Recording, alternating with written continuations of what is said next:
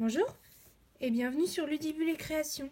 On se retrouve aujourd'hui pour continuer notre calendrier de l'Avent créatif et aujourd'hui nous allons réaliser ensemble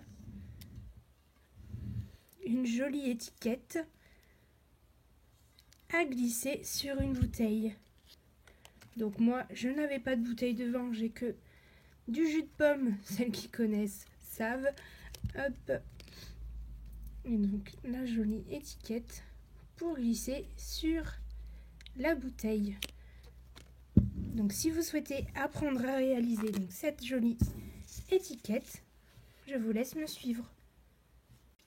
Donc pour réaliser cette étiquette, on va avoir besoin des poinçons coutures étiquettes imbriquées. Donc c'est celle avec laquelle on avait fait donc les mini sacs à main. Donc si jamais vous n'avez pas vu la petite vidéo, je vous mets le lien ici, vous avez juste à cliquer. Ça peut faire une super idée de petits cadeaux de Noël. Donc on va utiliser le plus grand poinçon. Ensuite, il nous faut donc le lot tampon plus perforatrice, donc un Noël traditionnel. Donc la perforatrice et le set de tampons. Ensuite, au niveau des perforatrices, on a besoin de celle-ci. Je crois que c'est... je ne me souviens plus de son nom. Quelque chose étoilé, donc celle-ci. De toute façon, vous retrouverez la liste de courses soit en barre d'infos de cette vidéo, soit sur le blog. Et donc celle-ci, étiquette classique. Il nous faut aussi le nécessaire pour embosser. Donc là, la Versamark, l'embossing buddy et forcément le pistolet chauffant. Et on va pouvoir donc commencer. Donc au niveau des papiers, donc il nous faut des chutes de papier vert et celle-ci on va la réaliser donc en calico coquelicot et on va avoir besoin donc d'un morceau de 7,4 par 19,5 cm. Donc moi j'ai utilisé un grand rond comme mon goulot de bouteille est assez large, mais je pense que pour une bouteille de vin, on peut prendre la perforatrice 1 pouce ou peut-être celle un tout petit peu plus grande, mais moins grand que celui-ci. Donc, on va pouvoir commencer. Donc, je vais essayer de vous montrer comment faire donc sur la Big Shot. Donc, en fait, on va faire ce qui s'appelle une découpe partielle. Donc, ici, on va se placer donc correctement en haut. Hop. Et en fait, on va vouloir venir découper que jusque là. Ici, on ne veut pas découper ce morceau-là.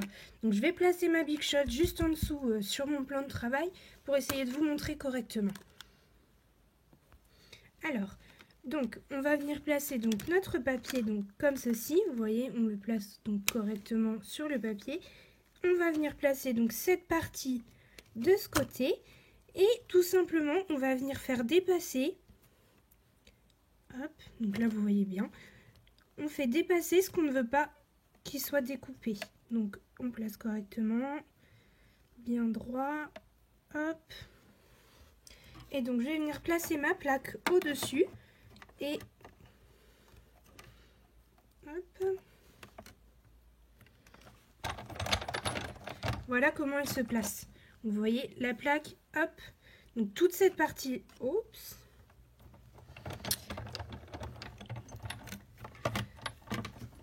Donc je recommence.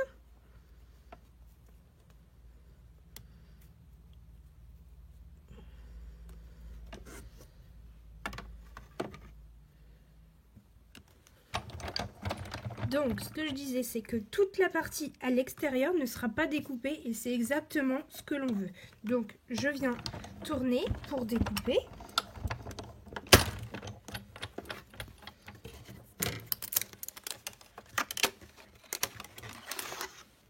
Donc, voici ce que ça me donne lorsque je retire. C'est exactement ce que je veux. Donc, ça a découpé que jusque là, vous voyez. Et là, il nous reste donc une partie sur laquelle, en fait, on va faire donc la même chose. Donc là, je veux que mon haut, ici, soit découpé. Mais qu'ici, ça ne se découpe pas. Donc, je vais faire la même chose que tout à l'heure. Donc, je place mon papier. Voilà, vous voyez bien. Donc je le place bien en face, hop, pour que les traits de couture soient découper face à face. Là c'est parfait et je laisse toujours donc dépasser l'endroit que je ne veux pas découper.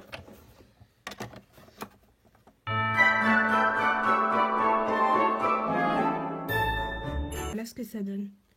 On a une étiquette beaucoup plus longue donc que celle de base et donc, grâce à la technique de découpe partielle, eh bien, on peut faire exactement ce que l'on veut avec ces die qui sont, je les trouve vraiment merveilleux. Ceux-là, je m'en sers énormément. Donc je pousse ma Big Shot et je fais de la place pour reprendre correctement le projet et je vous retrouve juste après.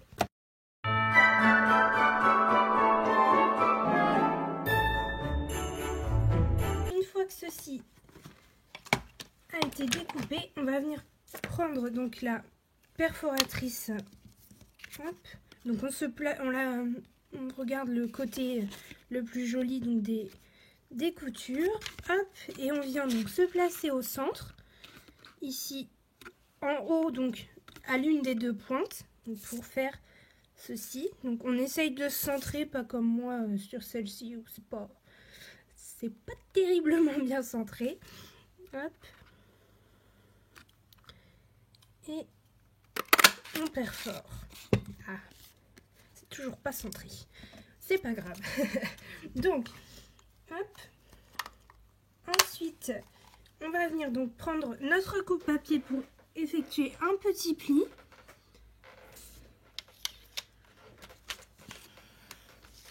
Hop. Donc je prends. Et en fait, je vais venir donc placer mon papier ici. Donc il n'y a pas de mesure exacte, c'est juste en dessous de notre perforation. Hop, voilà. Et donc on vient à l'aide du plioir appuyer le pli. Et donc ce qui fait que on a notre forme donc d'étiquette, on n'a plus qu'à la décorer. Et donc pour ce faire, on va prendre donc notre chute de sapin ombragé sur laquelle on va tamponner donc 2 sapins. Donc moi j'ai choisi celui-ci, donc 2 sapins à la Versamark. Hop. Donc pour commencer, je prends donc l'embossing buddy que je vais passer donc sur toute ma chute. Je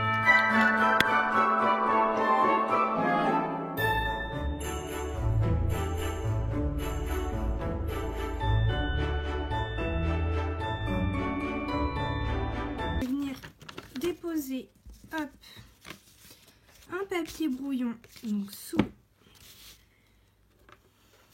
mon papier. Je prends ma Versamark, mon tampon. Hop.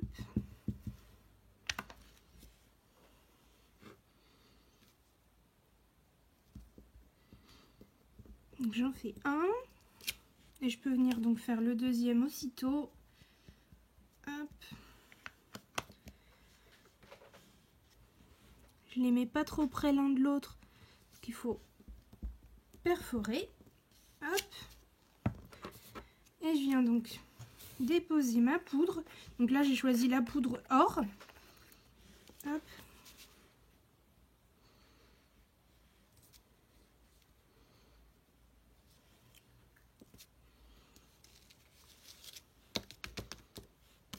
Donc je tapote un petit peu à l'arrière pour retirer l'excédent de poudre.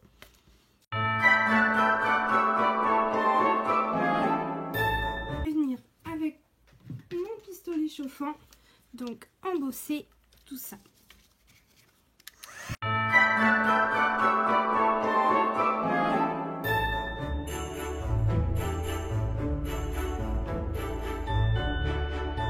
Mes 2 sapins sont embossés, je peux venir donc les perforer.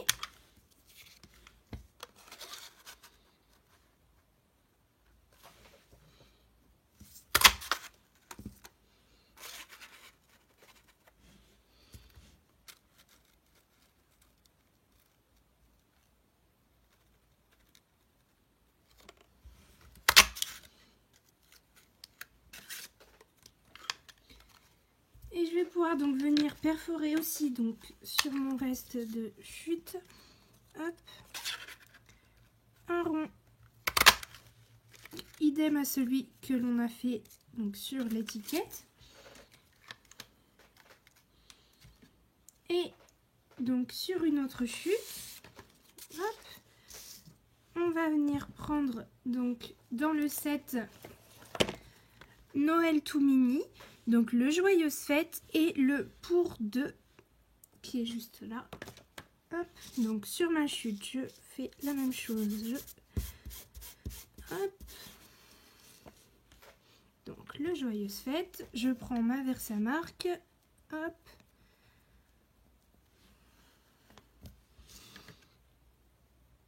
Je tamponne.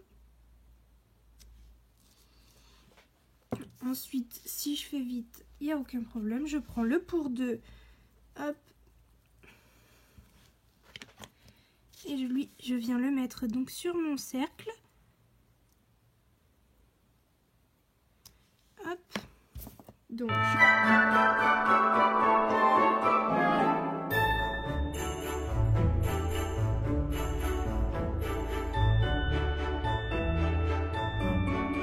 viens embosser mes deux petits messages.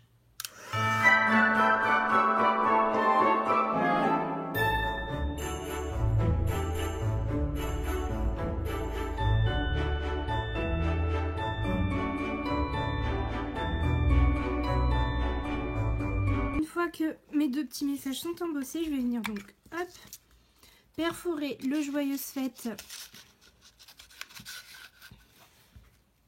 Hop. On va se mettre de ce sens-là.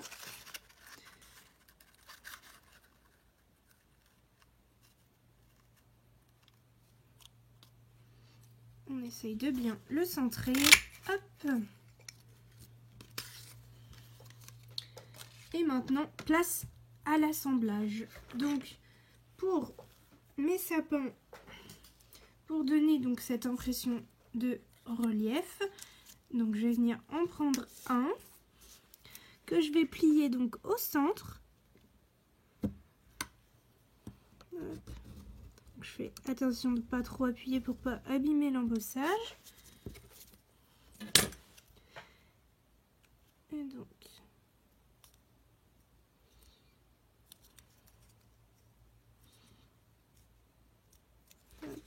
voilà, j'appuie avec le plioir pour lui donner vraiment la forme. Et on a notre sapin. Hop. Il nous reste qu'à le coller. Donc pour ça, rien de plus simple, je mets un petit filet de colle sur la ligne de pli.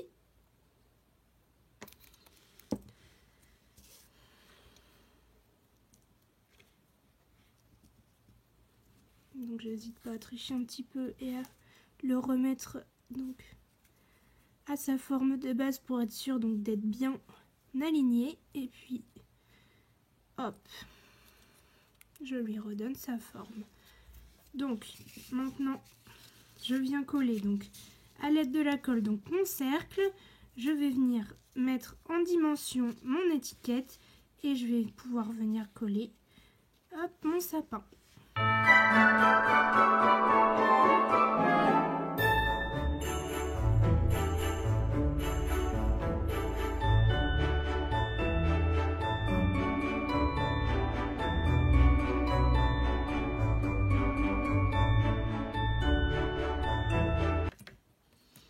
Et voici donc notre étiquette une fois terminée. Hop. Donc dans des tons calicot, coquelicot et sapin ombragé. Et celle-ci, j'ai oublié de vous dire, donc c'est sapin ombragé et cerise carmin. Donc si ce petit projet vous a plu, n'hésitez pas à mettre un petit pouce en l'air et à vous abonner pour les prochaines vidéos. Et moi je vous dis donc à mercredi pour la prochaine. À bientôt.